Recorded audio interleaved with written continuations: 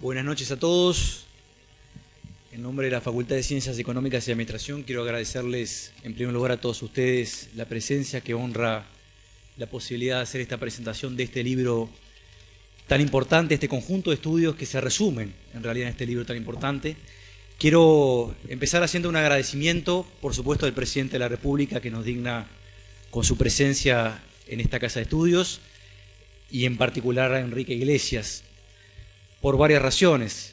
Por su trayectoria como, yo diría, como referente intelectual internacional del Uruguay, como académico, porque esta es una de sus casas, por lo tanto la hemos recibido varias veces en estos años, es una de sus tantas casas donde ha construido a lo largo de la historia vínculos de pertenencia con lugares y espacios de instituciones diversos, heterogéneos y sobre todo aportando a la construcción de esos espacios.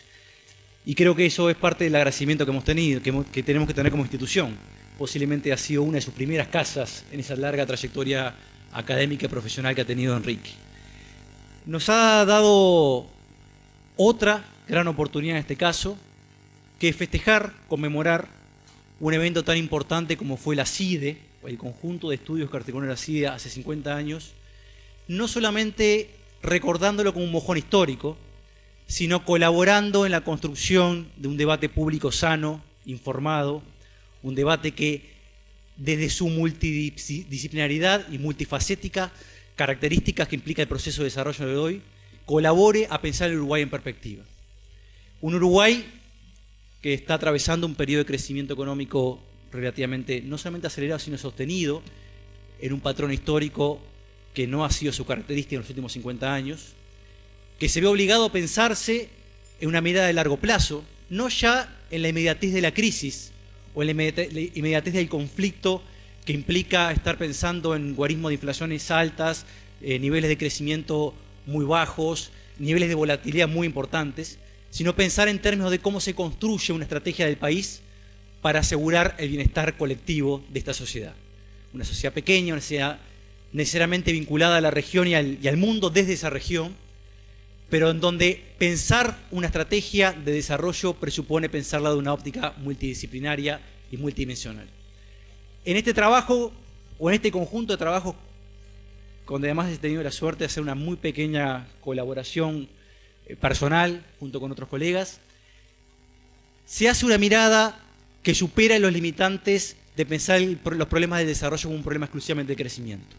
Por supuesto, se piensa en los problemas de crecimiento desde la óptica de cuáles son los problemas para la acumulación de capital humano, para la acumulación de capital físico, para la construcción de la infraestructura necesaria que genere las sinergias adecuadas para el crecimiento económico, pero también se piensa de una mirada moderna con otras dimensiones propias del desarrollo, ya sea el vínculo con las materias primas, la necesidad de tener políticas, materias primas y con los recursos naturales en general, del cual Uruguay en particular tiene una dotación relativamente diversa, el vínculo con la región, la necesidad de desarrollar políticas públicas que abarquen las distintas generaciones de los uruguayos, que atienden el problema de la infancia, un problema recurrente en el Uruguay, en un país que además tenemos una estructura demográfica en donde hemos ya transitado el proceso de maduración, y atender a la infancia es atender, por supuesto, también el futuro del país, pero que atienda a las políticas públicas de una mirada multifacética y sobre todas las cosas de asumir que la construcción de una estrategia de desarrollo implica atender problemas que provienen de distintas áreas de la sociedad. Esa reflexión, que hoy está presente en un libro, porque está presente también en un conjunto de documentos en base a la iniciativa de Enrique, con el correspondiente apoyo que he tenido desde la Fundación y desde Red Mercosur, creo que nos hace bien como sociedad. Una sociedad que a veces transitamos por mecanismos de discusión muy centrados en la coyuntura, y levantar la mira y pensar en el Uruguay de los próximos 25 años, yo creo que es el mejor escenario que podemos pensar para hacer que este crecimiento de hoy se convierta en un desarrollo sostenido con equidad para el conjunto de la sociedad uruguaya. Así que gracias a todos ustedes, gracias por supuesto al Presidente de la República y a Enrique en particular. Creo que esto es un evento importante y debería ser simplemente el inicio de una etapa en donde discutir en clave de futuro de largo plazo sea una característica medular del debate público uruguayo. Gracias y bienvenidos.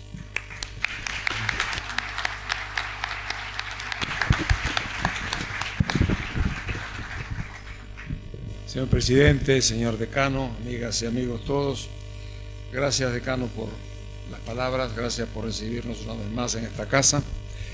Es muy grato siempre volver a su casa y esta es una de esas ocasiones.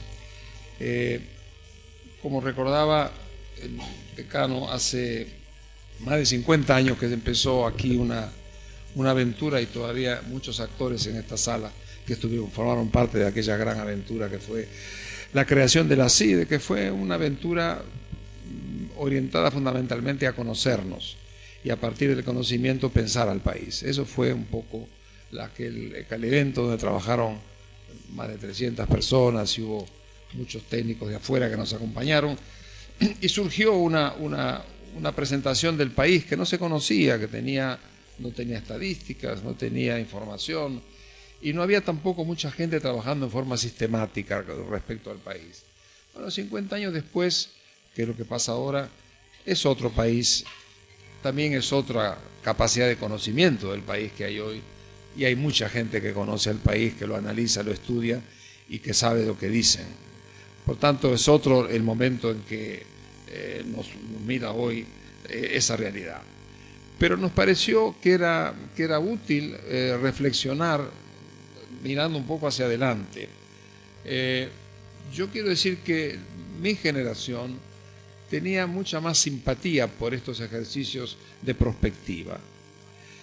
Quizá porque era un periodo en donde había que empezar a refundar el mundo después de la Guerra Mundial.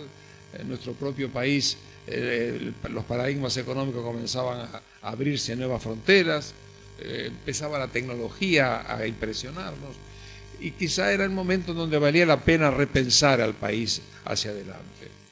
Y así fue. Hoy estamos en otro momento, pero a partir de aquella realidad donde aquella generación se sintió atraída por estos temas, fue perdiendo espacio el mirar en perspectiva a los países. Y lo fue perdiendo porque, por una parte, comenzó una sensación, yo creo que falsa sensación, pero fue muy válida, de que el corto plazo iba a resolver los problemas y que de alguna manera el tema de lo que había que hacer se sabía. La humanidad vivió un periodo como de 30, 40 años con una falsa sensación de seguridad frente a lo que estaba pasando.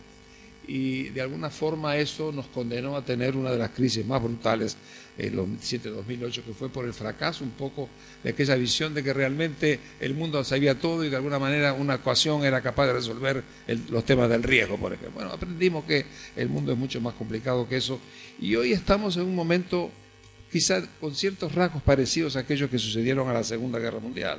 Hoy tenemos una vorágine de tecnología que nos sorprende todos los días, tenemos una revisión de los paradigmas económicos basados en el conocimiento más que en los recursos humanos o naturales. Es el recurso humano del conocimiento el que está moviendo la economía y la sociedad, otra sociedad, y sobre todo tenemos otro sistema de relaciones internacionales que se están gestando, con la presencia de nuevos poderes y una distribución del poder mundial que nunca habíamos conocido en la historia de la humanidad. Todo eso hace que comienza a revalorizarse la idea de mirar un poco con cierta perspectiva, no con la intención de anticipar las cosas, porque todos sabemos que eso es siempre imposible, mucho más en economía.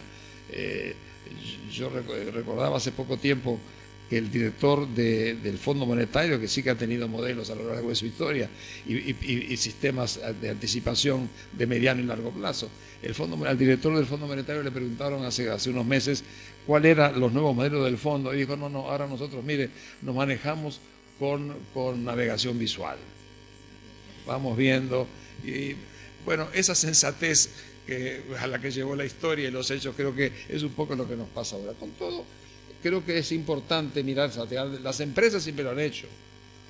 Nosotros también tenemos que, aunque sabemos que más allá de 2 o 3 años es muy difícil anticipar, yo creo que valía la pena hacer un esfuerzo de pensamiento. Y eso fue un poco lo que nos movió a tentar nuevamente con otra dimensión. Como digo, el país tiene gente que conoce muy bien los problemas, pero invitar a un grupo de expertos, ahora vamos a decir a los responsables de todo esto, que hicieron posible este esfuerzo, para mirar un poco hacia las distintas líneas en las cuales tendrá que moverse el país. ¿Podemos seguir creciendo? Yo creo que sí, pero ¿cómo? ¿Podemos seguir de alguna manera innovando en cuanto a nuestras instituciones? ¿Cuáles? ¿En qué forma? ¿Podemos seguir golpeando la puerta de lo social para mejorar nuestra capacidad de hacer mejores cosas y sobre todo vencer pobreza, exclusión? ¿Cómo nos integramos al mundo? A la subregión en primer lugar, todo un problema, a la región y al mundo. Bueno, esas preguntas se las hicimos a un conjunto de expertos que de alguna manera se incorporan en este libro. Hemos tenido, por supuesto, la colaboración de la gente de nuestra pequeña fundación Astur y también de la red Mercosur. Y aquí estamos con las personas que de alguna manera nos van a contar muy brevemente, porque tenemos un plato principal hoy, que es la presentación, a que me hablar un poco más adelante, de Ernesto Ottone. Pero yo quiero pedirle a Leo Harari y al amigo Maceo, que representaron a la Fundación en este campo, y a la amiga Cecilia Alemani, que también lo hizo desde la red Mercosur, para que muy brevemente le den a ustedes una panorámica de lo que se hizo en este esfuerzo, agradeciéndoles a los tres lo que han hecho, porque realmente es un esfuerzo notable, no es fácil conciliar textos, hacerlos compatibles y sobre todo presentables en una magnífica edición que se ha hecho Trilce, realmente excelente, que me parece que de alguna manera van a expresar con mucha más autoridad el esfuerzo que se ha hecho. De manera que yo, con la venia de ustedes, me gustaría invitar al amigo Leo que comience a darnos en pocos minutos un poco la visión de lo que se ha hecho. Gracias, Enrique. No venía con la idea de hablar del libro. Cuando llegaba acá me acordaba de Ken Loach, tipo que yo admiro mucho. En 1999 Enrique me había pedido, tenía la asamblea anual del BID en París y decía, es el momento de poner el tema de la cultura dentro del tema del desarrollo. Y está muy entusiasmado con que hablemos de industrias culturales y me da el trabajo de organizar una especie de coloquio con grandes directores de cine para ver si se podía hablar de las industrias culturales. Y hablé con Pontecorvo, que había dirigido Marlon Brando para hacer Queimada, y Costa Gabra se había hecho Estado de Sitio, y Solana, que había hecho La Hora de los Hornos, y más, Bruno Barreto, Doña Flor y sus dos maridos, en fin. Y todos decían que sí. Y montamos una reunión fabulosa. Y a mí me faltaba un tipo que yo admiraba mucho, Ken Loach, tipo de cine profundamente comprometido, he hecho el problema de la violencia en Irlanda, en fin, el asunto es que conseguí el teléfono de él en un pueblito en Inglaterra y lo llamo y le cuento todo el verso de la reunión, que la asamblea, que las industrias culturales y que el imaginario colectivo. El tipo me escucha en silencio y luego me dice, muchas gracias. Todo lo que yo tengo para decir lo digo en mis películas. Vaya al cine. Y me cortó. Entonces, yo me acordaba de que en Loach, y digo, capaz que lo que tengo que decir es, lean el libro. Así que no voy a hablar del libro. Pero Cecilia seguro lo va a hacer muy bien, y Mario también. Simplemente dos palabritas. Este libro es el camino de otro. Siempre es así, estamos vendiendo dos productos en un solo acto, que es lo que va a escribir Enrique Iglesias de sus reflexiones acerca de los desafíos de desarrollo para el país. Y este libro está sirviendo de base para una especie del estado de conocimiento. Han participado más de 100 investigadores, hemos hecho 11 talleres, seminarios y encuentros en la Fundación, en las que venía gente de diferentes sensibilidades políticas, representantes de la sociedad civil y expertos, incluso algunos internacionales, y hace 18 meses que estamos dándole vuelta a todo esto. Luego Mario y yo pusimos nuestras manos de albañiles para estropear los textos de manera de que sean comprendidos por un público culto pero no especialistas. O sea que ya en este momento estoy pidiéndole excusas a los autores porque hemos quitado parte de las referencias y de las bibliografías, etcétera, para que sea más amena la lectura. Van a encontrar los textos completos en los sitios internet. Los que quieran ir a fondo van a tener cómo, pero el libro es un libro que es más manuable y más fácil de leer. O sea que esto es un bloque de todo un proceso una herramienta de trabajo para poder trabajar sobre las reflexiones visión a largo plazo. La segunda cosa, casi la última, porque me propuse realmente no hablar del libro, es que el futuro es un problema de ahora, es de cajón, pero no todo el mundo lo ve. No se trata de que esa gente se ha puesto a pensar qué va a pasar de 25 años, se trata de que cuando están hablando de la matriz energética no es para la lamparita que se prende esta noche, se está pensando en 2 o 3 décadas. Cuando se habla de infraestructura también, en particular cuando se habla de ciudadanos, el que va a tener en un cuarto de siglo 25 años nació hoy. Y es la calidad de las políticas públicas, y es el esfuerzo que hagamos en nuestros bebés y en nuestros chiquitos, y la conciencia de la sociedad, la que va a garantizar que dentro de 25 años ese sea un ciudadano que haya desarrollado plenamente su potencial físico e intelectual, sus aptitudes, su solidaridad, su sentimiento de convivencia social, como para ser un país que queremos. O sea que acá no hay nada de profecías, por eso no hay más que un intento de comprender qué cosas son urgentes para llegar un poco más lejos de los 25 años. Y después la futurología nosotros les sospechamos, porque ya es gracioso, tanto Fukuyama como Fukushima terminan con la historia, ¿no? Uno como el historiador, el otro como la central nuclear japonesa, pero la historia ha seguido. Y en el libro hay una cantidad de cosas que no decimos sobre eso, sobre el futuro, sobre a dónde va la historia. Si algunos autores, sobre eso lo van a ver y es interesante, algunos autores dejan planteado el tema de que si queremos profundizar en la equidad, en la distribución, en un desarrollo, vamos a llegar a un límite en que van a haber contradicciones difíciles.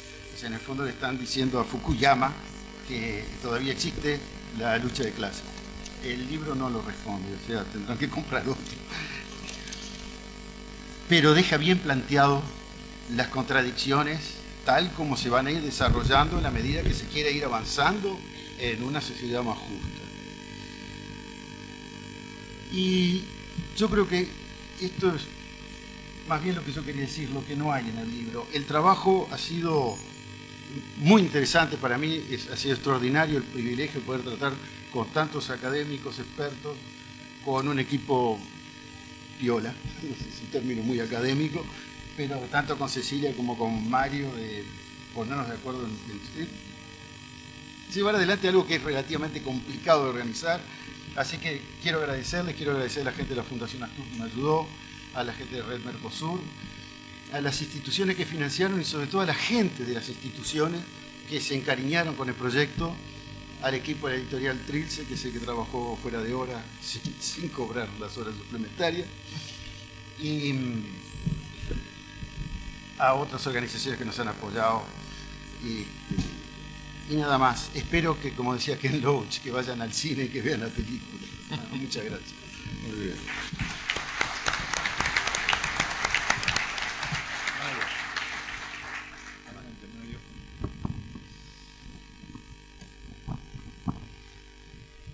Durante estos arduos meses de asistir a encuentros y talleres y de trabajar sobre textos y sobre la estructura del libro, además de aprender, sumé preocupaciones.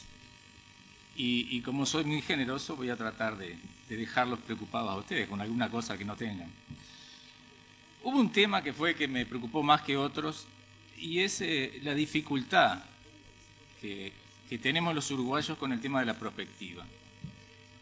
Y además con el camino a recorrer para llegar a ese mundo feliz del Uruguay más 25. Hace 48 años, medio siglo, después de los trabajos de la CIDE, alguien mencionaba algunos rasgos de esta sociedad que operaban negativamente a la hora de pensar en el desarrollo. Existe un excesivo peso del ideal de seguridad, se decía, que neutraliza muchos impulsos dinámicos. Existe un acentuado conservatismo, se decía, una resistencia generalizada al cambio, un freno a la penetración de las jóvenes generaciones en el movimiento político.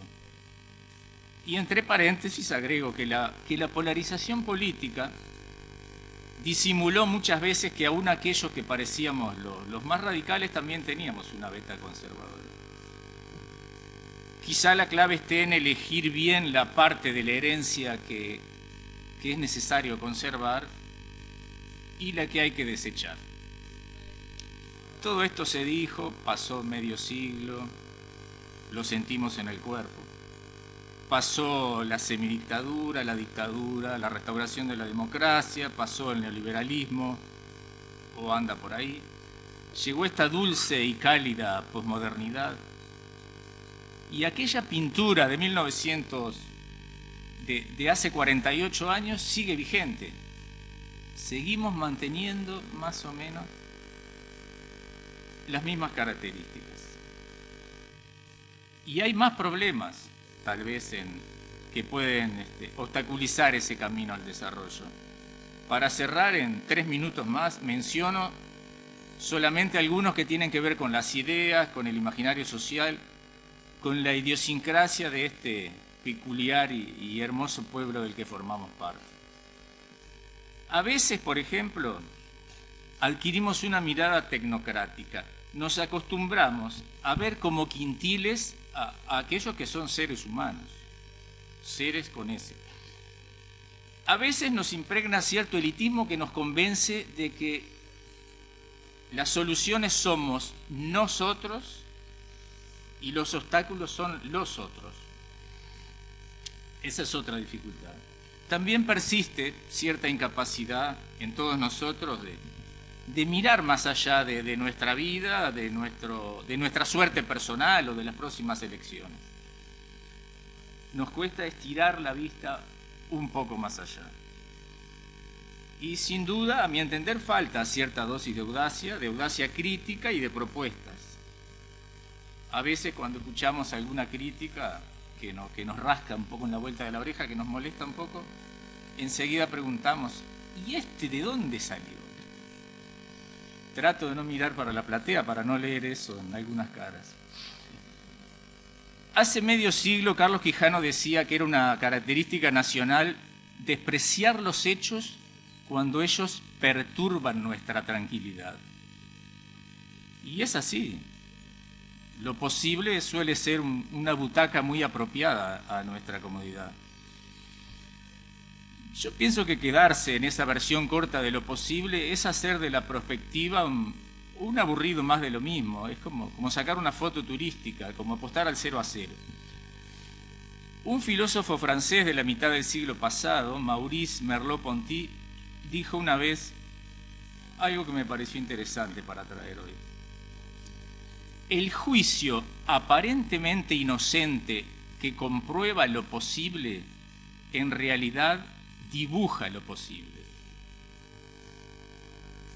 Podemos tener distintas ideas acerca del desarrollo, podemos tener los 10 mandamientos, pero lo posible no es posible si no hay una voluntad colectiva de cambio, si no hay una energía política de la sociedad para llegar a ese Uruguay más 25. A alguno de los muchos Uruguay más 25 potenciales que nos esperan si somos un poco más audaces y sobre todo si convencemos a mucha gente de que hay que serlo y sobre todo si les damos razones para ser más audaces. Gracias.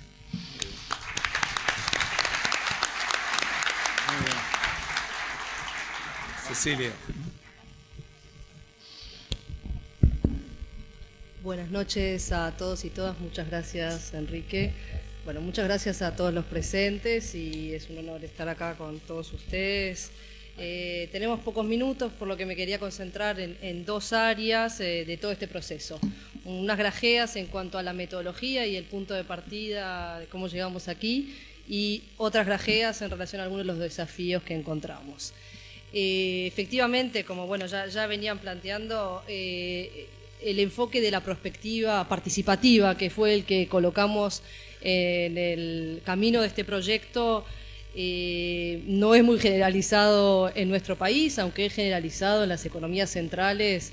No estoy hablando solo de los países tradicionalmente desarrollados, sino también en países como China y Japón, que claramente utilizan la metodología de la planificación en clave de prospectiva, con sus propias herramientas, con sus propios enfoques, algunos más dogmáticos, otros más pragmáticos en el camino.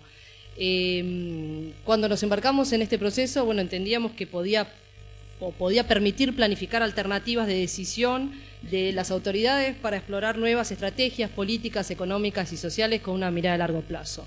En ningún momento, creo que ninguno de los autores pretende decir lo que va a suceder, sino dar nuevas miradas, nuevas lecturas de la realidad, cruzando informaciones actualizadas con visiones de futuro sobre qué se podría hacer, y ahí es que en este libro encontramos las recomendaciones de política de la mayoría de los estudios. Quienes quieran ver las investigaciones de base irán entonces, como decía Leo, a los documentos. Entendemos que la prospectiva permite también mejorar las capacidades de evaluación de las políticas a futuro, pero sobre todo, lo que no es mucho menos, de coordinación y de concertación. Bueno, estos por supuesto son desafíos que no se resuelven desde una iniciativa como esta, que tiene un corte académico en gran medida. Pero bueno, este fue un poco el enfoque con el que se trabajó, y después cada una de las investigaciones tiene sus propias metodologías. Cada equipo de investigación, que pertenecen a distintas instituciones, como lo pueden ver al revisar la publicación, tomó sus propias decisiones metodológicas y también decidió su propio enfoque, ¿no? Si hay algo que es claro, como en todas las ciencias sociales, no hay perspectiva que sea neutra. Entonces hicimos un ejercicio también de revisar todos los informes globales que hay al día de hoy, perspectiva 2030 o 2050, con una mirada crítica, por supuesto, porque según quien lo escribe, ¿no?, ven y proyectan escenarios diferentes, pero no quedarnos solo con eso. Y bueno, algunos autores retoman toda la trayectoria más histórica de lo que son las fuerzas motrices de la historia del Uruguay para entrar en el debate del futuro con un conocimiento profundo de la realidad. Uno de los ejercicios, pensando en cómo encarar, bueno, el primer capítulo del libro que me tocó hacer, volví a leer El impulso y su freno de Real de Azúa, que también cumple 50 años, porque nos ayudó en parte en la metodología cuando empezamos a conversar con algunos de los interesados, y era esta lógica del impulso y su freno, ¿no?, y cómo poder usar eso como una herramienta de la prospectiva sin entrar en algo, digamos, muy técnico. Él identificó fuerzas motrices, temas claves de futuro e ideas fuerza. Y nosotros al final hicimos algo parecido. Más allá de haber revisado otros informes de todos los organismos internacionales, los servicios de inteligencia, los distintos autores que están realizando este tipo de esfuerzo a nivel global y a nivel regional, que no hay muchos, terminamos en ese enfoque de alguna manera de categorías que colocaba Real de Azúa hace 50 años. Él hablaba del país de las cercanías. En aquel momento las categorías que colocaba eran la cercanía física, la social y la cordial. Hoy quizás podemos reinterpretar eso como el país de la cercanía territorial, socioeconómica o identitaria e interpersonal, pero somos muy conscientes, y creo que el enfoque que está detrás de muchos de los estudios es que este país de las cercanías que todos atesoramos puede en los próximos 25 años correr riesgos de diluirse en la medida que se puedan profundizar la segregación territorial y social, que hoy no solamente sucede acá, es un fenómeno global al cual se enfrentan todas las sociedades. Las vías tradicionales de cohesión social también se estudiaron desde distintas perspectivas, entendiendo que están de alguna medida en profunda transformación y que, entre comillas, las clases medias dejaron de ejercer la presión interna para mejorar la calidad de los servicios públicos, privatizando la propia sociedad uruguaya, la sociedad media, la educación de sus hijos, la salud y la seguridad de sus propios hogares. La preocupación de fondo era entonces cómo generar evidencia para pensar mejor un futuro para una sociedad justa y sostenible. Y entonces la otra G en relación a los desafíos que encontramos en relación a esta pregunta de base que nos colocamos, cada uno respondiéndola desde su disciplina, desde su propio enfoque y de sus propias deformaciones, nos llevaron a identificar. Bueno, en el capítulo inicial identifico 18 desafíos globales que los levantamos de todos estos informes 2030, 2050 que están circulando, y algunos motores de cambio. No los vamos a recorrer ahora, por supuesto, pero quería resaltar dos de ellos. El primero, y que sale con más fuerza de todos los reportes globales que encontramos y que es válido para nosotros también, es que más de lo mismo tendrá altos costos a futuro y requiere de liderazgo político para promover transformaciones profundas en la educación, la formación, la innovación y el desarrollo. Esto no es nuevo para ninguno de nosotros, pero es lo mismo que se están discutiendo en todos los ámbitos globales para los demás países, más allá de las particularidades típicas o geográficas que cada uno puede reivindicar. El segundo desafío que quiero resaltar tiene que ver con lo que dije recién, que en todos los reportes globales aparece, es el de la marginalización y de la tensión entre lo urbano y lo rural, que son globales y comunes a todas las regiones. Revisando los reportes de Asia y demás, todos tenemos la misma problemática de cara al futuro y de cómo gestionar eso, y ninguno tenemos las soluciones de cómo hacerlo.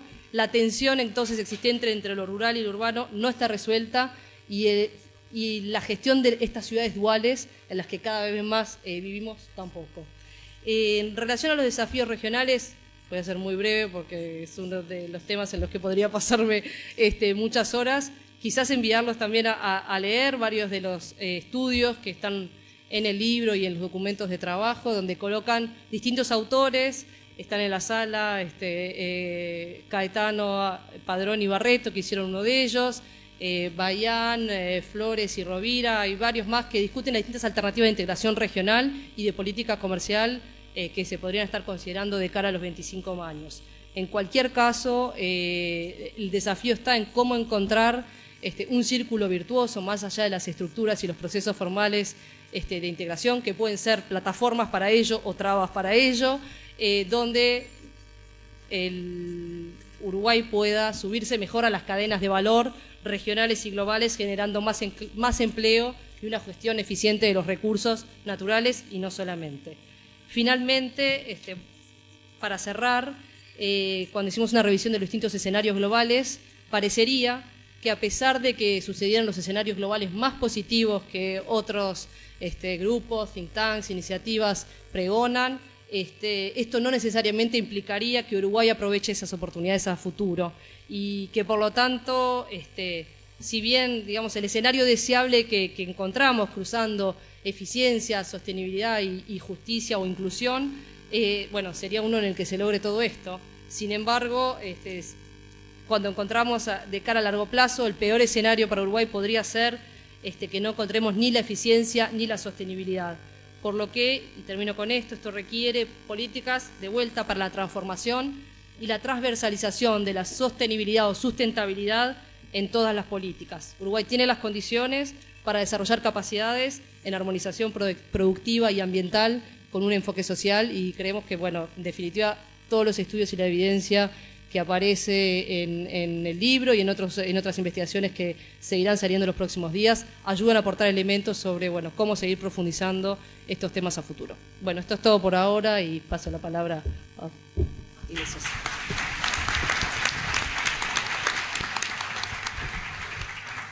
Bueno, yo les agradezco a nuestros 3 editores por el trabajo que han hecho. Al agradecerle a ellos hay que agradecerle a los autores, a los que participaron en los seminarios, y como decía, recordaba Leo, creo que en la lectura ustedes van a tener la idea más clara de los aportes que se han hecho en este texto importante, yo creo, para contribuir a pensar al país. Tres visiones finales para pasar a la parte sustancial de esta reunión, que es oír a Ernesto Tone. Primero, yo creo que estamos entrando en un mundo de sorpresas y de inestabilidad, incapacidad de predecir a largo plazo. Para manejarnos en esas sorpresas con inteligencia, tenemos que tener capacidad de flexibilidad de la economía, porque las tecnologías nos van a desafiar todos los días en esta materia, para bien y para mal. Para manejarnos con flexibilidad, tenemos que tener el mayor control posible de la macroeconomía. Si lo dejamos escapar, no solamente vamos a penalizar a los de abajo, sino que vamos a perder pie para poder enfrentar a las sorpresas. El segundo comentario es algo que me tocó una experiencia hace muchos años cuando estaba en CEPAL. Tenía una entrevista oficial con Juan Pablo II. Venía de Brasil. Brasil estaba bajo un régimen dictatorial y se había encontrado con 20 o 25 técnicos que le había puesto el entonces sociólogo Cardoso para que conociera el Brasil. Entonces me preguntó qué pensaban los intelectuales brasileños.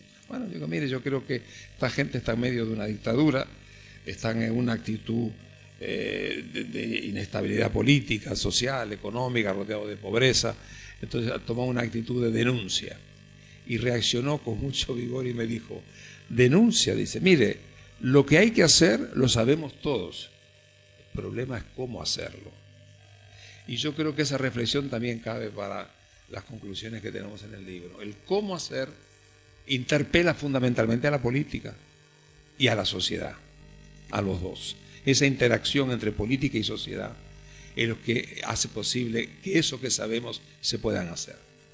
Y la tercera reflexión final es que yo soy optimista respecto al país. Cuando lo veo de afuera yo me agrando, porque creo que el país tiene virtudes, no hay que caer en la autocomplacencia, que sería el peor error, pero hay muchos valores en el país y mucha capacidad de crecimiento, de desarrollo, que es realmente una gran potencialidad que tenemos por delante.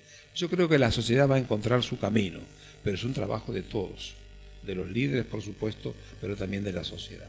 Este documento lo que quiere es contribuir a pensar y seguir pensando. Yo creo que si tenemos tiempo y nos ayuda la salud y otras cositas más, pues yo creo que vamos a seguir promoviendo hasta que podamos esta capacidad de pensar al país sin anteojeras, pero simplemente pensando que tenemos una responsabilidad frente a la historia, que es dejar a los que vienen un mundo mejor que nos dejaron a nosotros.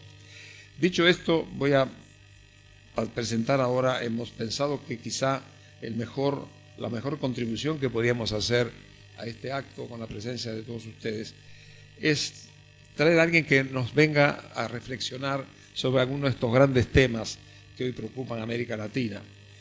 Y hemos invitado a un gran sociólogo, a un gran cientista político, Ernesto Tone, que tenemos con nosotros, además un gran amigo, que viniera a hablar con nosotros a partir de su gran experiencia académica y política. Él es doctor en la Sorbona, pero enseña en Chile, enseña en Francia. En Chile tiene la cátedra de Diego Portales, que es la cátedra de democracia y desarrollo, y de globalización y democracia, mejor dicho, en la Diego Portales. Y en Francia dirige también la Escuela de Altos Estudios sobre el tema América Latina en la globalización. Es decir, que tiene una experiencia académica excepcional, muy respetado y muy seguido en Chile por mucha gente que tiene una enorme confianza en él y en su extraordinaria cultura. Le agrega a todo este conocimiento académico una gran dosis de profundidad cultural. Pero además él trabajó en política porque fue secretario ejecutivo adjunto de la CEPAL, pero también acompañó al presidente Ricardo Lagos los 5 años de su presidencia como asesor principal, como director de la Oficina de Planificación Estratégica de la presidencia de Ricardo Lagos. De manera que une a su visión académica, a su profundidad académica, une también una experiencia política excepcional. Por eso que nos parecía que una forma de regalarles a ustedes una visión con tanta autoridad era lo mejor que podíamos hacer para acompañar en este acto, y por eso que con mucho gusto le ofrezco la palabra a Ernesto.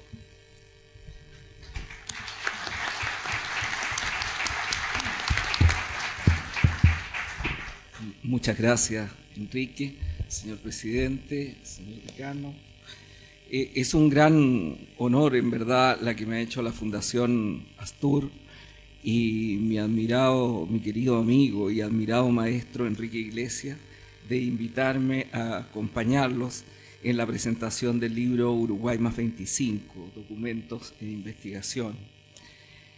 Es un honor y una emoción también, porque estando en mi largo exilio, yo viví un año en Uruguay, en 1986, en Montevideo, creando con Ernesto Rodríguez el Centro Latinoamericano de Juventud, que fue el organismo que precedió la creación del organismo iberoamericano de la OIJ, la Organización Iberoamericana de la Juventud, haciendo los estudios de juventud, los primeros estudios de juventud que se realizaban en aquellos años fruto del Año Internacional de la Juventud de las Naciones Unidas. Fue un año, me encontré todavía la dictadura en Chile no tenía un diagnóstico claro de cuándo terminaría. Se había alargado mucho más de lo que nosotros pensábamos. Y era una forma de acercarme al país. Y fue un año muy lindo, porque fue un año, después de muchos años de exilio en otros idiomas, fue un año en castellano, no solamente dentro de la casa, sino fuera de la casa. Y fue un año de debate y de ver un país que estaba lleno de esperanza. Enrique era canciller, el presidente Sanguinetti dirigía el país. Había mucha esperanza y mucho espíritu de reconstrucción, pero estaban también las marcas profundas de la dictadura. Yo había estado un día, anteriormente un par de días durante la dictadura. Fue cuando Enrique me invitó a ir a Chile en un acto de mucho coraje, porque tenía prohibido mi ingreso a Chile, y me invitó como CEPAL a ir a Chile.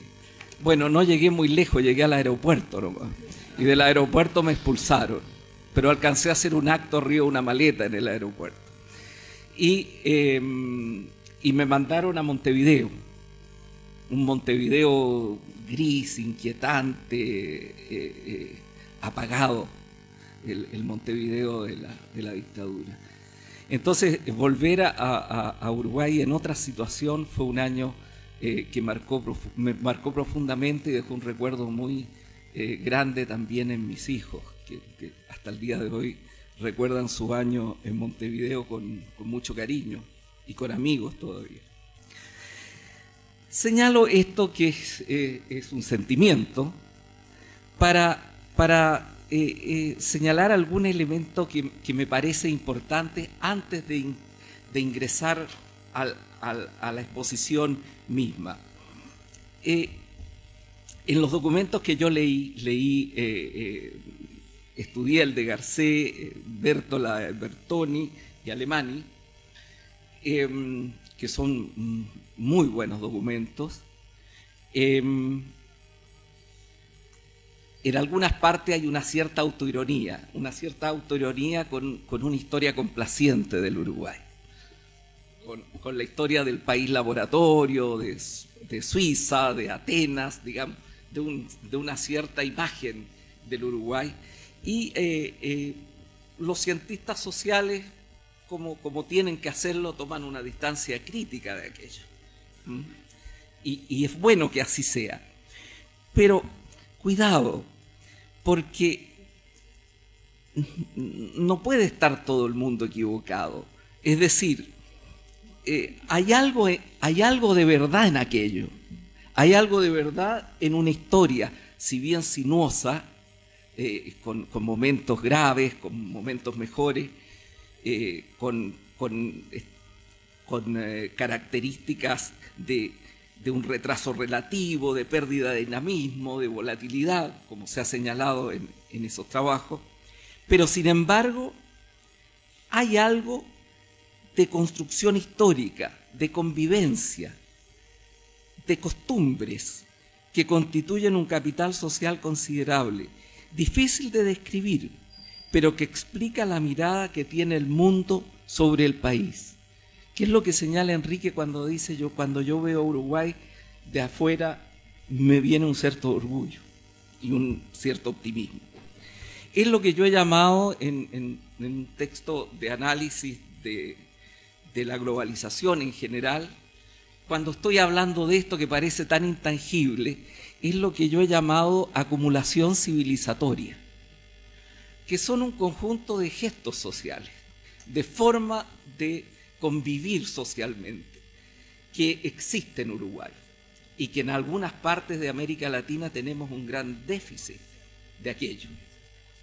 Y esa acumulación civilizatoria permite también, claro, de repente es un poco conservadora quizás, pero permite también mirar hacia adelante viendo todo lo que falta por hacer desde un lugar y no desde otro, desde una experiencia histórica y no desde otra.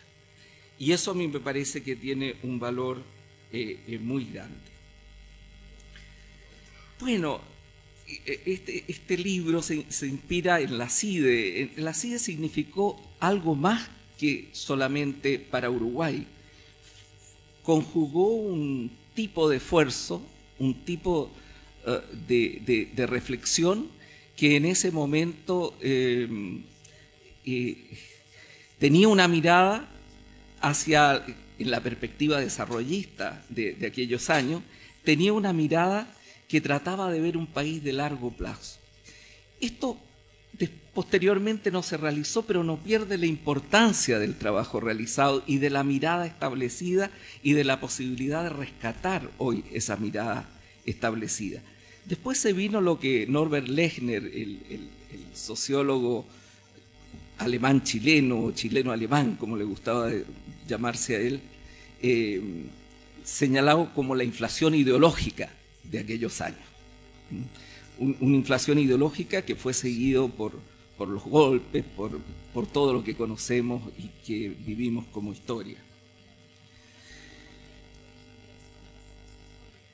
Yo trataré de centrarme, después de señalar esta visión, de señalarme de buscar aquellos elementos que aparecen en estos trabajos y que tienen, a mi juicio, una dimensión también útil para América Latina, que son muchos. Y asumiendo la sinuosidad histórica del desarrollo en Uruguay, trataré de centrarme no en repasar la historia, sino en los desafíos futuros de América Latina. Sabiendo la dificultad que ello implica, todos sabemos, y volveré a ese tema, todos sabemos la escasa capacidad de predicción que tienen las ciencias sociales en particular, pero me atrevería a decir un poco más allá de las ciencias sociales. Poca capacidad de predicción, y tenemos que resignarnos a eso, porque de pronto nos rebelamos y quisiéramos tener una capacidad de previsión mayor. Pero fíjense ustedes que ni la caída del muro de Berlín fue prevista, ni el fin del llamado socialismo real fue previsto, ni la caída de las Torres Gemelas fue previsto, y como decía Enrique, tampoco fue prevista la crisis tremenda del capitalismo financiero del año 2008. Pocos meses antes las declaraciones eran declaraciones de una economía que funcionaba, que estaba bullente, que había encontrado superar el tema, en parte quizás, superar el tema de los ciclos. Sin embargo, se cayó en una crisis del cual todavía los países centrales no salen. Entonces hagámoslo con prudencia y tratemos de pensar el futuro siguiendo lo que podemos, lo que somos capaces de ver, lo que somos capaces de analizar a partir del presente, a partir de los elementos que vemos y que vemos hoy y que podemos darle alguna continuidad en su desarrollo. Sabiendo que sí, las sorpresas van a venir, van a ser sorpresas malas y buenas. Ya quedó lejos la idea de una historia que cabalgaba, ¿no es cierto?, hacia el progreso necesariamente, obligatoriamente. No, la humanidad puede avanzar y puede tener retrocesos terribles. Podemos llegar a niveles muy altos y caer en momentos de barbarie terrible. Entonces, la prudencia. Como decía, no un filósofo, sino un entrenador de béisbol americano, Yogi Berra, quien decía, es difícil hacer predicciones, sobre todo cuando se trata del futuro. Eso yo creo que siempre tenemos que tenerlo en cuenta los cientistas sociales. Bueno, vivimos inmersos en un proceso de globalización. Yo entiendo este proceso de globalización más que como un fenómeno económico, como se suele entender, como una contracción sin precedentes del tiempo y del espacio en la historia de la humanidad, que tiene como base la revolución microelectrónica y el conjunto de procesos económicos, sociales y políticos que la acompañan. Es decir, la globalización significa a la vez una continuidad con la historia, pero una contracción sin precedente, en la que el tiempo se hace más rápido, lo que antes se demoraban 2 o 3 generaciones, hoy día esos cambios los vive una generación, 2 o 3 cambios tremendamente grandes, y se tienen que adaptar. Y de otro lado está el espacio, que el espacio se vuelve pequeño, se vuelve en directa, la comunicación es instantánea, la imagen es instantánea, el dinero es electrónico. Entonces, todo el conjunto de la estructura donde se desarrolla la historia, donde se desarrollan las sociedades, están profundamente cambiadas por esta nueva situación. Ahora, ¿cómo se encontró este proceso de globalización con América Latina? Quisiera señalar, yo distingo 3 fases en este encuentro entre el proceso de globalización, que se universaliza alrededor de fines de los 70 y comienzos de los años 80. El primer encuentro, yo diría la primera etapa, la etapa de los 80, es un encuentro traumático. Coincide con el fin del modelo de desarrollo anterior, desde el modelo de desarrollo hacia adentro. América Latina entiende con cierta lentitud estos cambios que se están produciendo. Se manifiesta a través de una deuda, de una crisis, de la crisis de la deuda, y la pérdida y posteriormente la superación de la pérdida de la democracia y la superación de las dictaduras posteriormente, hacia fines de los 80. Entonces, un periodo traumático donde el Estado, que se criticaba por ser un poco obeso, pasa a ser anoréxico y tiene incapacidad de filtrar el proceso de globalización, de recibirlo, pero de ser capaz de seleccionar, de filtrar, de ser actor también de ese proceso. Bueno, como decía O'Donnell, sus filtros no existen prácticamente. Y por lo tanto, el primer encuentro de este proceso de globalización que se instala con una sociedad traumatizada, con la sociedad que la CEPAL llamó la década perdida del desarrollo. Pero que también al mismo tiempo nosotros le dijimos década perdida por los indicadores sociales que cayeron, etc. La pobreza llegó al 48% en promedio en 1990. 48% de la población en América Latina. Pero también de aprendizaje doloroso, porque fue también los años de la recuperación de la democracia, que es uno de los puntales hacia el futuro de América Latina. Una segunda etapa es la de los años 90, que empieza en los años 90, pero termina en el 2003.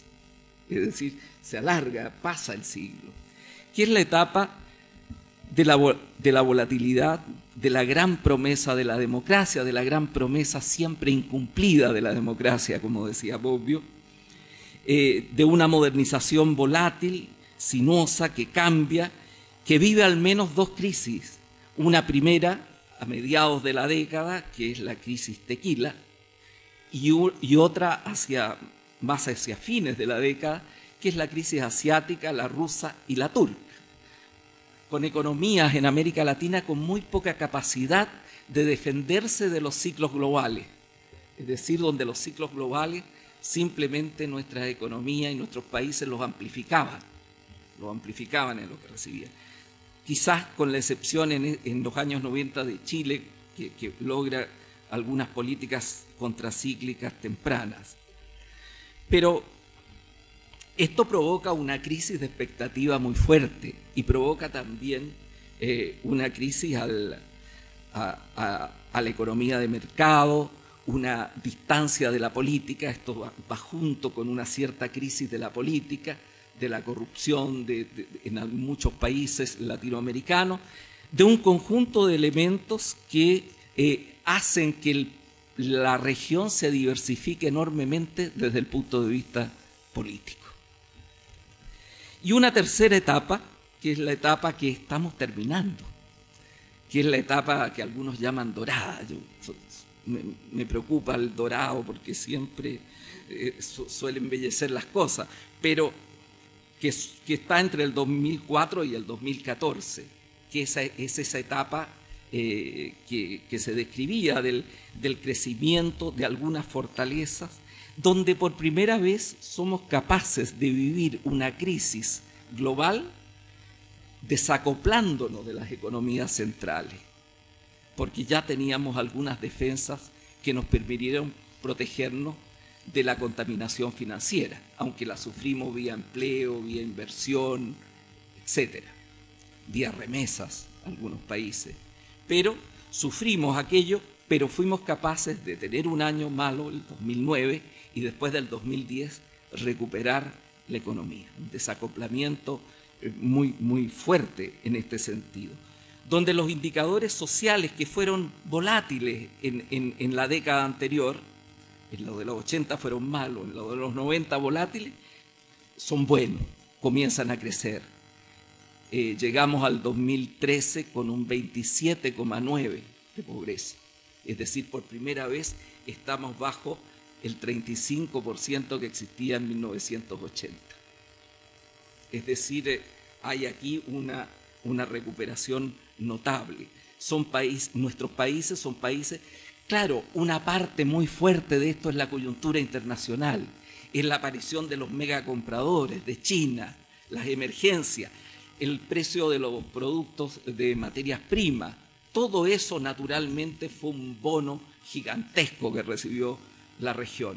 Pero también hay virtudes, también hay un manejo macroeconómico ordenado, incluso en países con retóricas muy distintas o con visiones políticas muy diferentes. Ese manejo macroeconómico diverso se mantiene muy ordenado y hay y comienzan a haber estos elementos contracíclicos que se empiezan a instalar de manera explícita o a través de políticas implícitamente. Entonces, la convivencia de este proceso de globalización con América Latina por lo menos muestra estas tres fases desde las cuales podemos hablar, podemos mirar el futuro. Yo creo que hay dos elementos estratégicos que surgen de esta última etapa.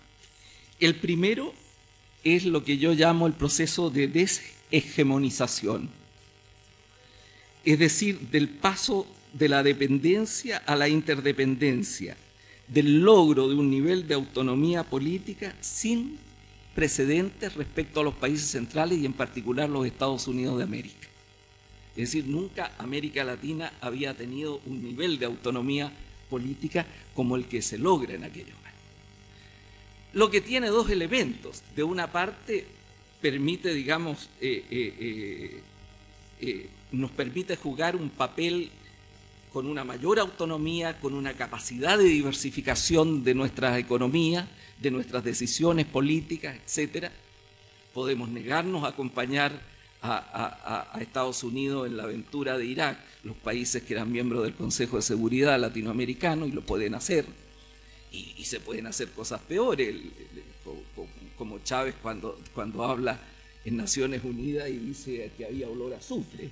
Ustedes se imaginan hace 20 años qué hubiera pasado con un presidente que decía que había olor a azufre al presidente norteamericano. Es decir, estoy hablando de cosas muy concretas, de un nivel de autonomía política que también nos saca un poco el piso de ese viejo lamento latinoamericano de echarle la culpa a alguien que no nos deja hacer todo lo bueno que nosotros somos. Entonces tenemos todo un elemento estratégico. Claro, no es por virtud solamente. Estados Unidos tiene las manos llenas con otros países. En América Latina no hay problemas con su seguridad. Y entonces en ese terreno hay también una autonomía por ausencia, pero autonomía al fin y al cabo. Lo segundo es la capacidad de no seguir el ciclo económico amplificándolo, sino contrarrestándolo, que fue la experiencia del 2008-2009. Y eso es un elemento tremendamente importante en la historia económica latinoamericana.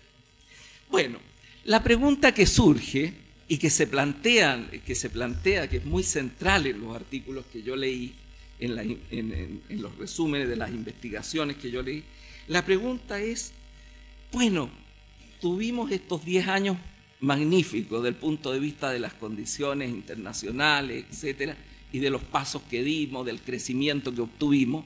Claro, hasta la crisis 5,3 crecimos como América Latina. Después de la crisis solamente 3,4. Y ya el ciclo se acaba y vamos a enfrentar una economía internacional, una economía mundial más difícil, con rasgos menos favorables coyunturalmente. Pero se aprovecharon estos 10 años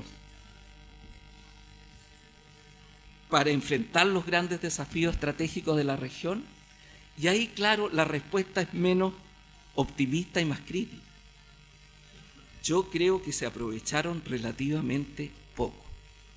Es decir, ahí operó, se aprovecharon en algunos aspectos, pero hay temas estratégicos importantes, fundamentales, donde yo creo que no se avanzó lo necesario y que siguen planteados y que los vamos a tener que hacer en condiciones económicas mundiales y políticas mundiales más complejas de esos 10 años.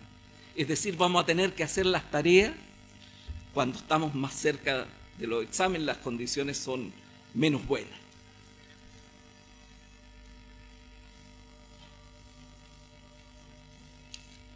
¿Cuáles son los temas, los grandes desafíos estratégicos? El primero, el fortalecimiento de la democracia. Yo comienzo por ahí. El fortalecimiento de la democracia en América Latina. Nosotros hemos tenido una fragilidad histórica muy fuerte como región en relación con la democracia. Estoy hablando de las condiciones procedimentales de la democracia y por una democracia exigente, es decir, por una democracia que también signifique elementos de contenido democrático que tenga una base también de justicia social. Pero durante estos 10 años se avanzó y se avanzó enormemente. Prácticamente todos los países de América Latina han tenido democracia electoral. Las reversiones que existieron en Honduras y Paraguay son ensombrecedoras, pero no alcanzan a cambiar esa tendencia general. Sin embargo, los sistemas políticos de la región en general son todavía frágiles y demasiado imperfectos. En algunos países, esto tiende a producirse una fuerte acumulación de poder en el Ejecutivo, una visión de la política en clave amigo-enemigo, más que en una clave propia de la democracia, que es la clave de la adversariedad, no de la enemistad. Y una disminución de los controles y balances, al mismo tiempo que se respetan con credibilidad los momentos electorales. ¿Esto corresponde a un tipo de gobierno o a distintos tipos de gobierno? Claro, alguien podría señalar corresponde a determinados tipos de gobierno, a esas democracias que Guillermo O'Donnell llamó democracias delegativas.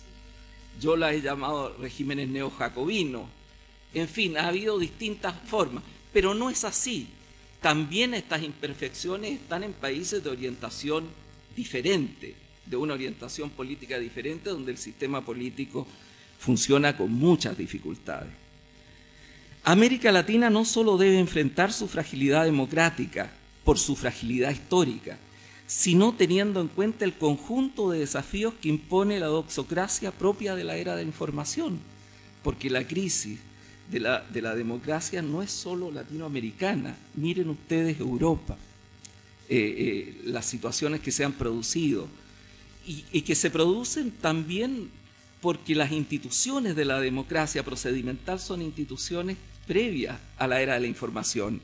Fíjense ustedes que la crítica más perversa que yo he visto a los parlamentos es cuando la gente dice: no me gustan los parlamentos porque se la pasan hablando. Bueno, para eso fueron creados parlamentos. viene del latín parabolare, que significa hablar, discutir largamente antes de aprobar una ley.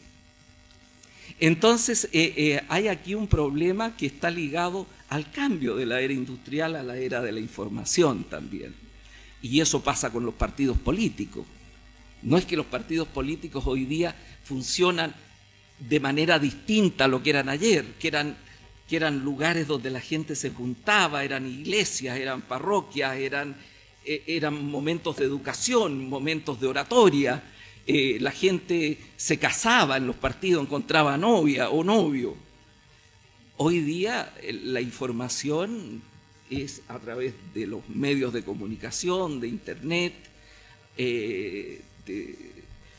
se conforma, la imagen ocupa un lugar mucho mayor. El cronos, la versión rápida del tiempo de los griegos, reemplaza al kairos, que es la versión lenta que tenían los griegos sobre el tiempo. Entonces hay una pregunta muy fuerte sobre la democracia del futuro, sobre la democracia, ¿cómo va a ser la democracia del siglo XXI? No tenemos respuesta, nadie tiene respuesta desde una perspectiva democrática, pero tenemos que proteger los elementos que existen de esa democracia representativa para ir agregando los otros elementos que van a ir conformando esta democracia casi permanente que existe. Entonces aquí hay un salto histórico evidente y América Latina, fíjense ustedes que me voy a agrandar acá, América Latina tiene algo, y yo en eso también sufro del optimismo de Enrique, América Latina tiene algo que aportar al mundo del mañana, a la globalización del mañana. Tiene que aportar porque nosotros tuvimos independencias tempranas, tenemos estados laicos tempranos, estamos fuera del conflicto en clave religiosa, como sucede en el Medio Oriente, por ejemplo.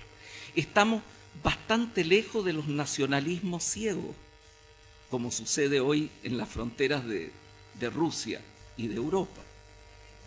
Entonces tenemos un patrimonio histórico que es necesario recuperarlo, ponerlo en valor para este rol de América Latina, que puede ser muy importante en la generación de valores democráticos en el siglo XXI. Ese yo diría el primer desafío estratégico de América Latina y donde todavía tenemos muchos pendientes.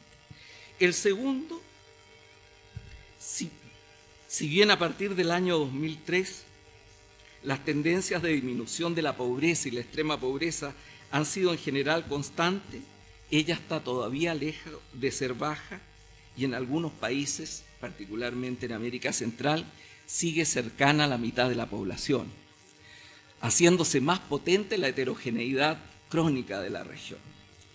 De la misma manera, si bien la tendencia a una mejoría en la distribución del ingreso, aunque moderada, se ha seguido produciendo, contradiciendo las tendencias globales que marchan en sentido contrario, porque las tendencias globales han sido a abrirse la brecha de la desigualdad en la era de la información.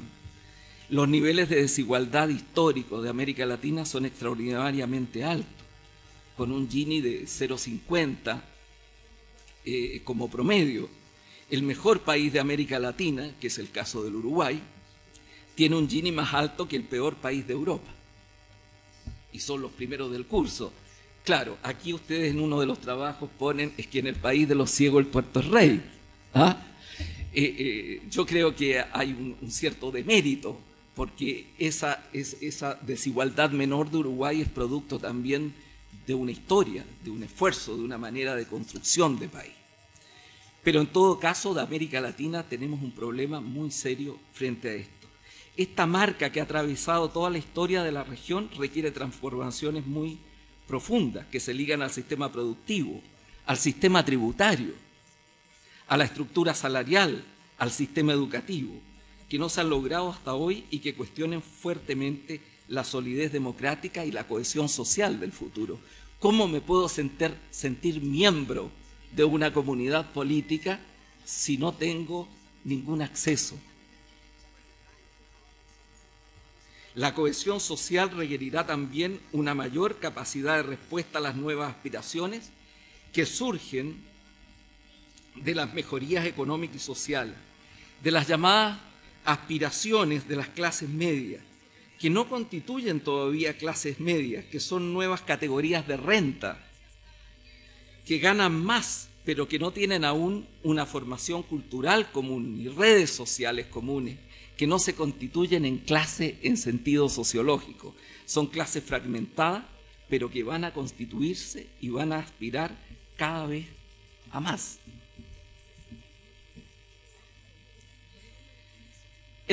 Ese es el segundo gran desafío estratégico, a mi juicio, de América Latina, y que ustedes lo toman para Uruguay. El tercero, yo diría, tiene que ver con la ausencia de una profunda transformación productiva que nos ponga al menos en el umbral de aquello que Fernando Van Silber denominó la competitividad auténtica, es decir, la capacidad de competir en el mundo, no en base a los bajos salarios, no en base a la destrucción de los bienes naturales, sino a través de la agregación de valor a la producción. Solo muy parcialmente en Brasil y en algunos enclaves productivos de América Latina se ha generado una masa crítica de investigación, desarrollo e innovación. Las cifras comparativas con los países desarrollados son muy bajas.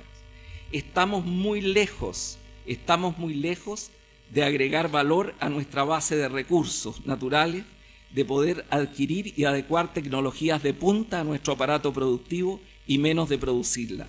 También aquí la heterogeneidad es muy grande y los pasos a dar muy diferenciados pero obligatorios para todos. El problema es que no parece que se estuviera usando el periodo de auge económico relativo para impulsar dicho proceso a través de una combinación virtuosa público-privado. Más bien tienden a predominar en muchas ocasiones fricciones y rentismos. También en este plano el largo plazo aparece comprometido si las actuales tendencias no cambian. Se requiere en consecuencia una mayor integración de políticas macroeconómicas con políticas de transformación productiva que puedan asegurar una tendencia estable de crecimiento, empleo de calidad, ahorro e inversión, capaz de cerrar las brechas productivas y generar innovación. Quisiera señalar, junto a estos tres grandes desafíos estratégicos, una visión crítica de los procesos de integración latinoamericana. Yo creo que estamos muy atrás, muy atrás. Se han logrado cosas. Sin duda América Latina tiene una capacidad de relacionamiento más fuerte de la que tuvo en el pasado, incluso más allá de la retórica.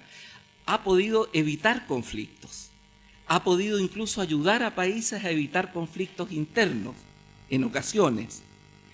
Pero sin embargo, la integración latinoamericana, que no tenemos otra alternativa en este mundo que se prefigura, no tenemos otra.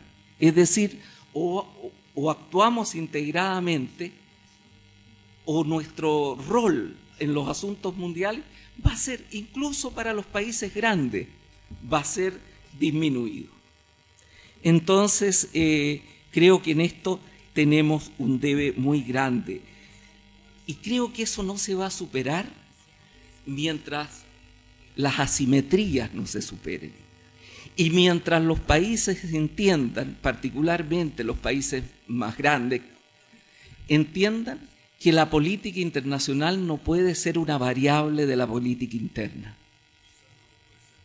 Es decir, renuncie a que la política internacional sea una variable de la política interna. Y por lo tanto, se trabaje con una construcción que tenga otra velocidad, que no puede estar caracterizada por contraposiciones ideológicas, etc. Es decir, en esta suerte de debate ideológico, si la Alianza del Pacífico o el Mercosur, etc., si todos necesitamos salir al Pacífico y todos necesitamos salir al Atlántico, no nos da el ancho para tener 2, 3, 4 estrategias regionales no solo distintas, sino encontradas. Y eso me parece también un elemento muy importante. Tenemos que tomar conciencia de la gravedad de algunos problemas. Somos una región que prácticamente, y esperamos que lo de Colombia, la situación interna de Colombia se resuelva en buena forma a través de la negociación, esperamos que eso se resuelva, pero no somos una región que vive guerras entre países. Somos una región en paz, pero somos la región con más alto nivel de violencia criminal. Entonces las recetas utilizadas hasta ahora, cuando tenemos verdaderos estados fallidos en América Central, tienen también que cambiar. No pueden seguir siendo las mismas. Bueno, eso nos da también algunas ventajas en nuestra inserción global. Fíjense cuando yo hablaba de la independencia temprana, de los estados laicos, de la capacidad de migraciones intrarregionales. Fíjense ustedes los tremendos dramas que lleva el proceso de migración hoy día en Europa y en los países centrales. El significado político que ha tomado eso, perverso, xenófobo, etc. En América Latina se están viviendo varios procesos de migraciones regionales, quizás más de lo que nos imaginamos. Y en general se están pasando bastante bien. Hay problemas, naturalmente, pero en general se están pasando bastante bien. En fin, tenemos todo un patrimonio cultural. Tenemos que ponernos a pensar qué significa el mundo hispano en Estados Unidos. Hoy día hay un mundo hispano en Estados Unidos. ¿Qué significa eso económicamente, políticamente? ¿Es un fenómeno baladí? ¿Es un fenómeno del cual los latinoamericanos tengamos que decir, está bien, aparece en las películas, en las series sobre todo, pero no es un fenómeno que nos compete? Yo creo que es un fenómeno que nos compete, que la América del mañana va a ser una América donde ese mundo hispano en Estados Unidos va a tener una consistencia mucho mayor. Bueno, finalmente quisiera decir, yo no creo en la maldición de los recursos naturales. Yo creo que sí, los recursos naturales, si se transforman en un reemplazo del proceso de desarrollo y del esfuerzo de desarrollo, pueden ser, ¿no es cierto?, una maldición, pero pueden ser también una bendición. Para Finlandia fue una bendición. Metieron tecnología fuerte, tremendamente fuerte en la industria de la madera y de ahí salió la Nokia.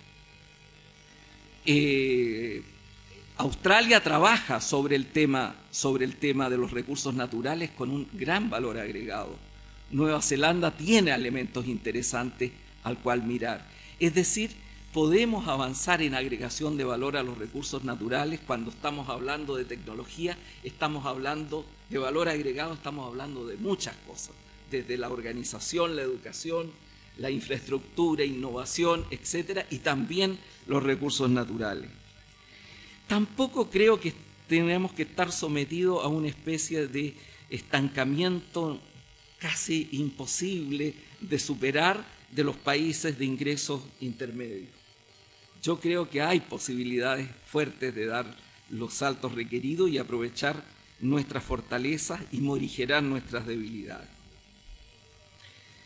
Bueno,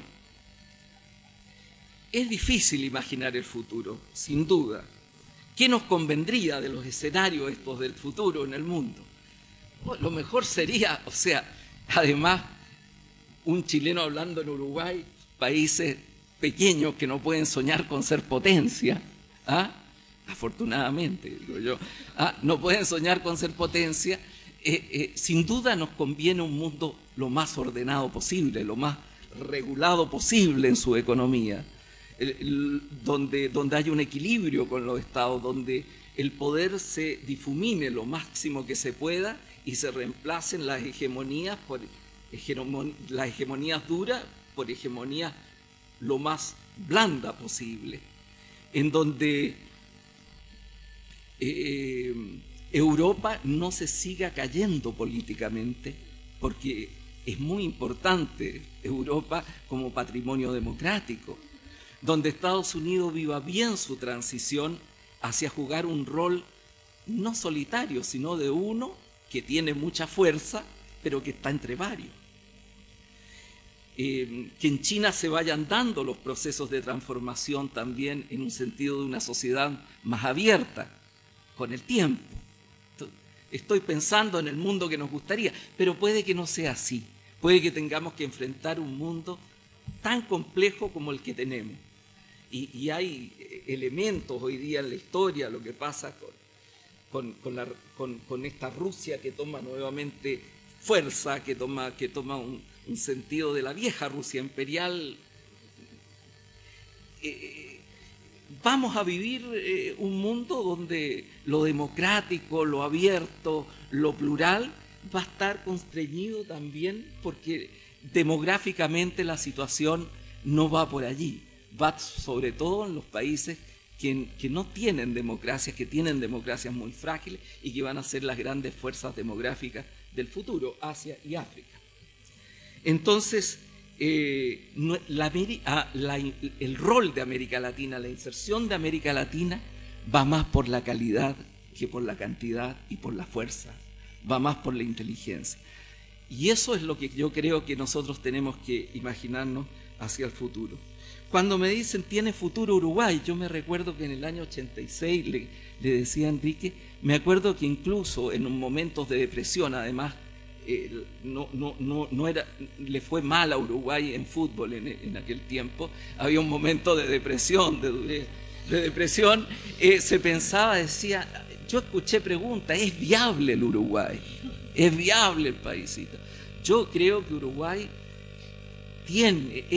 por supuesto que es viable y por supuesto que tiene un patrimonio muy rico. Ahora, ¿cuál es el futuro de Uruguay? El futuro de Uruguay yo creo que es ser un país ejemplo, es ser un país de buenas prácticas, no es un futuro expansivo de potencia o de nada que tenga que ver con ello, es como una experiencia que sea interesante. ¿Y qué nos importa la fuerza si lo que importa finalmente es que la gente viva mejor, es que el país sea un país con una vida mejor, que el país sea un país donde este patrimonio se una a la modernidad tardía en la que estamos? Y eso yo creo que es lo que más uno puede desearle al Uruguay. Muchas gracias.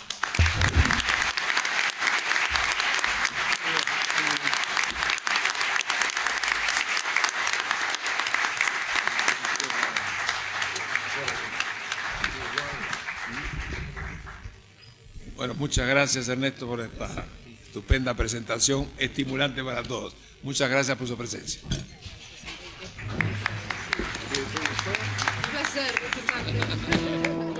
Asuntos Públicos, para conocer mejor, para saber más.